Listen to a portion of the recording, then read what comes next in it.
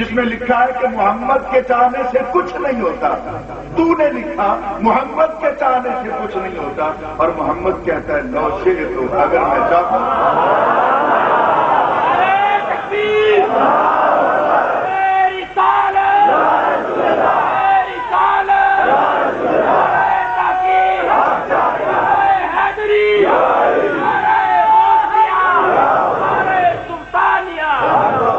اگر میں چاہوں لو شئت تو اگر میں چاہوں لسارت، سارت نہیں لسارت، لام تاکید کے لیے موجود ہے، لسارت ایک تو ہوتا ہے نا کہ یہ کام ہوگا، ایک ہوتا ہے ضرور ہوگا۔ لو شئت تو اگر میں چاہوں لسارت تو ضرور چلے، معیا میرے ساتھ، جبال پہاڑ، الصحب پتھر کا بن کر نہیں سونے کا بن کر۔ حضور والا لمبی بات کرنے سے پہلے میں ایک جملہ جناب کی نظر کرتا چلوں، اور میں سمجھوں گا کہ میں کنوے کر سکا تو میرے لیے بہت خوش قسمتی کی بات ہوگی۔ حضور والا یہ حدیث مبارکہ قیامت تک کے لیے جماعت اہل سنت کے عقیدے پہ مہر تصدیق ثبت کر گئی۔ جو نبی پتھر کی قسمت بدل دیتا ہے، غلاموں کی قسمت نہیں بدلتا۔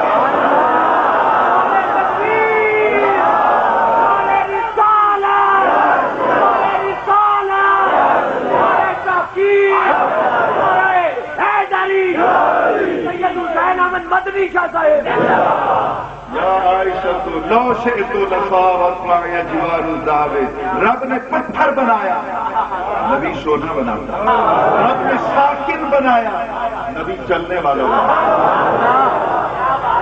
کہتے ہیں یہی تو تم حد کرتے ہو، ایک روایت کو تم نے پڑھ لیا، اس کا تو فلاں راوی ضعیف ہے، فلاں راوی ضعیف ہے۔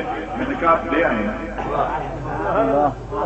میں راوی پڑھ دیتا ہوں، آپ اس پہ آبجیکشن کر دیجئے، آپ راوی پڑھ دیں، میں بتا دیتا ہوں ان کے بارے میں کیا کہا ہے محدثین کرام نے۔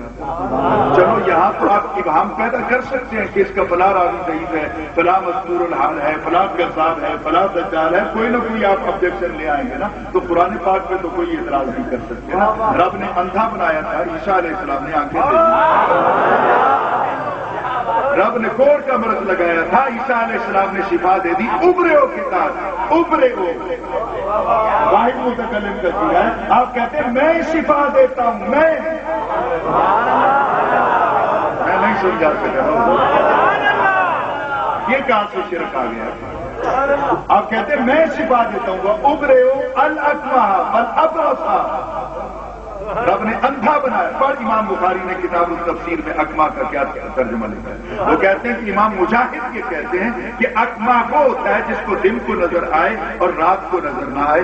امام مجاہد کے سوا تمام مفسرین کرام کا اتفاق ہے اس بات پر کہ اکما اس اندھے کو کہتے ہیں جو ماں کے پیٹ سے راضی نہ کرے۔ ایک امام مجاہد کہتے ہیں کہ دن اور رات، دن کو نظر آتا ہے، رات کو نظر نہیں آتا، اور اس کے بعد ان کے علاوہ وغیر ہی ان کے علاوہ جتنے بھی مفسرین کرام ہیں ان کا اتفاق ہے اس بات پر۔ میں نے لیکچر دینا ہے، آپ آواز بڑھاتے جائیں گے، میں اب ذرا غور کیجئے گا حضور والا، اکما کو نابینا ہے جو ماں کے پیٹ سے اندھا پیدا ہوا، ابرص آج بھی اس مرض کا علاج کوئی نہیں، آج بھی، اور عیسیٰ علیہ السلام ہاتھ پھیرتے کہ میں شفا دیتا ہوں۔ اب تو یہ ہو گئی، رب نے مار دیا، انہوں نے زندہ کر دیا۔ میں یہاں صرف اپنے سبجیکٹ سے تو ادھر نہیں، لیکن یہاں پہ غور کیجئے گا، تیسرے پارے کے دوسرے رکوع کی فرسٹ آیت کے اندر ابراہیم علیہ السلام کا مکالمہ ہوتا ہے نمرود کے ساتھ۔ آپ کہتے ہیں ربی الذی یحیی و یمیت، میرا رب وہ ہے جو زندگی بھی دیتا ہے اور موت بھی۔ نمرود نے کہا قال انا احیی، میں بھی زندہ کرتا ہوں۔ احیی، دعویٰ کیا اس نے، احیی، میں زندہ کرتا ہوں۔ اللہ نے کہا الذی کفر، یہ کافر ہے جو دعویٰ کرتا ہے۔ مولانا صاحب نے اس ایک آیت کو پڑھا اور ہمارے نوجوان کا برین جو تھا اس کو واش کرنا شروع کہ دیکھو جناب، یہ اختیار تو اللہ کا ہے، بندے میں کہاں آ سکتا ہے؟ नमरूद ने यह दावा किया था कि मैं जिंदा करता हूं। अल्लाह ने कहा अल्लज़ी कफर वल्लाहु ला यहदिल कौम ज़ालिमीन। अल्लाह ताला ने उसे काफिर भी कहा और जालिम कौम से भी कहा और यह भी कहा कि वो हिदायत याफ्ता नहीं है। तो अल्लाह के सिवा तो कोई कुछ नहीं कर सकता। मैंने कहा मौलाना ये हतमी आखिरी आयत है कुरान की, आप इसी बारे में आगे चले। सूरह आले इमरान की आयत नंबर 49 है, वहां ईसा अलैहिस्सलाम भी तो ओहयी कहते हैं और तो कुछ नहीं कहते।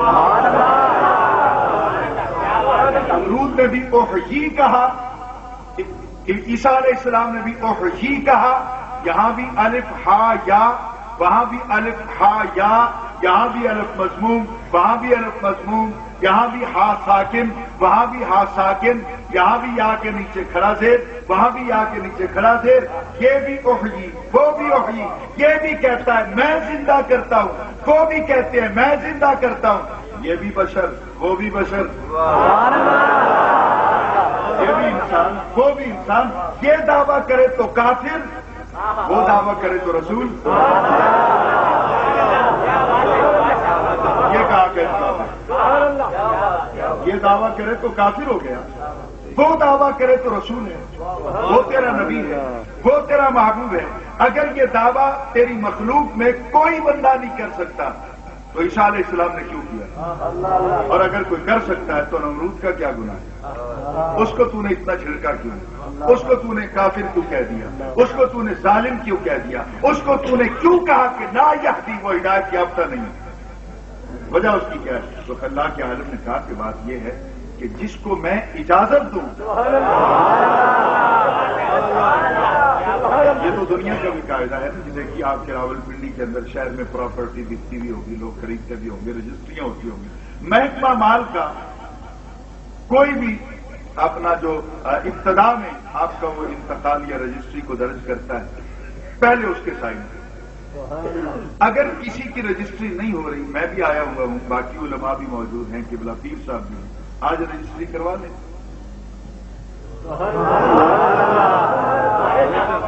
आप वो रजिस्ट्री लेके कोर्ट में जाएंगे, आपके खिलाफ पर्चा हो जाएगा, हमारे खिलाफ भी पर्चा हो जाएगा। हम पूछ नहीं सकते कि पटवारी भी बशर है, हम भी बशर हैं, वो भी इंसान है, हम भी इंसान है। चलो इसको छोड़िए, आपके सामने एक आदमी ने कत्ल किया, आपको तो किसी विटनेस की जरूरत नहीं है, आप तो है नहीं शायद, आप कुरान के कानून के मुताबिक उसे कत्ल कर देंगे। कुतिबा अलैकुमुल क़िसासु फिल क़त्ला, इस कानून के मुताबिक उसे कत्ल कर दें। आपके खिलाफ 302 की एफआईआर करें, आप शोर बचाएं हवालात में खड़े होकर। सेशन कोर्ट में जो जज बैठा हुआ है वो भी बशर है, मैं भी बशर हूं। सुभान अल्लाह। मैं मौके पे था, वो मौके पे नहीं है, मैंने बिल्कुल कुरान के मुताबिक सजा दी है। तो कोर्ट बुला के आपसे पूछेगी सजा तो आपने सही दी है, लेकिन ये बताइए कि आपको सजा देने का इख्तियार किसने दिया? आपने रजिस्ट्री पे साइन तो सही कर दिए, लेकिन महकमा माल में कब आपको इख्तियार दिया? आप आलिम होंगे अपनी जगह, पीर होंगे अपनी जगह, मुअज़्ज़िज़ होंगे अपनी जगह, लेकिन हमारा जो नुमाइंदा है, अथॉरिटी उसके पास है, आपके पास नहीं है। तो जिसको गवर्नमेंट अथॉरिटी दे वो फैसला करे तो हक, गवर्नमेंट अथॉरिटी ना दे और कोई लश्कर बना ले। मैं इसे ओपनली कुछ नहीं कहूंगा, मेरे वतन अजीज के हालात इतने बेहतर नहीं। दुआ करते हैं हम सारे जमात अहले सुन्नत का बच्चा बच्चा दुआ करता है कि मेरे वतन की सरहदें कयामत तक महफूज, मेरा वतन कयामत तक सलामत रहे, इसी तरह ऊंचा रहे और मेहराता। अब हुजूर गौर कीजिएगा, तो नमरूद को रब ने इजाजत नहीं दी, उसने बिला वजह दावा किया, रब ने कहा कि काफिर। और ईसा अलैहिस्सलाम को रब ने कहा था, और उसका पस मंजर बहुत एक अजीब है। वैसे तो इस पे शारहीन ने और मुफस्सिरीन किराम ने बहुत लंबी तफसील में बात की है, मैं सिर्फ एक दो जुमले में बात करूंगा और अपनी मदद की तरफ फिर लौट जाऊंगा कि अल्लाह ताला को किसी ने देखा नहीं, देखा नहीं, वो जिंदा करता है, वो मारता है, मरने के बाद फिर जिंदा करता है। ये इंसान की अक्ल इसको एक्सेप्ट नहीं करती। तो अल्लाह ने ईसा अलैहिस्सलाम को भेजिए कि क़यामत वाले दिन जो मैं जिंदा करने की बात करता हूं, ये लोग मानते नहीं, इनके ज़हनों के अंदर इबहाम है, شکوک پیدا ہو رہے ہیں، شبہات پیدا ہو رہے ہیں، لہذا آپ دنیا میں چلے جائیں، میں مار دوں گا، آپ زندہ کر دیجئے گا۔ ان نالائکوں کو پتا چلے گا جس کا بندہ اتنا طاقتور ہے، خدا کتنا طاقتور ہے۔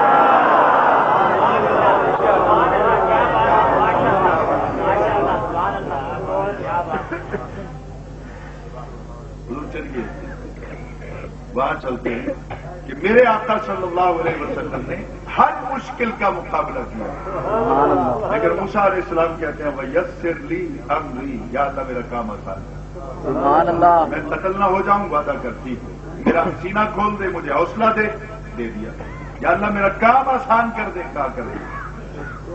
اب پھر کہا موسیٰ علیہ السلام نے وَاحْلُلْ عُقْدَةً مِّن لِّسَانِي، یا اللہ میری زبان کی گرہیں بھی کھول دے، میری زبان کی گٹھیاں بھی سلجھا دے، یا اللہ مجھے گفتگو کرنے کا وہ سلیقہ عطا کر جو سماعتوں سے نہ ٹکرائے بلکہ سماعتوں سے گزر کر ان کے دلوں میں اثر کرے۔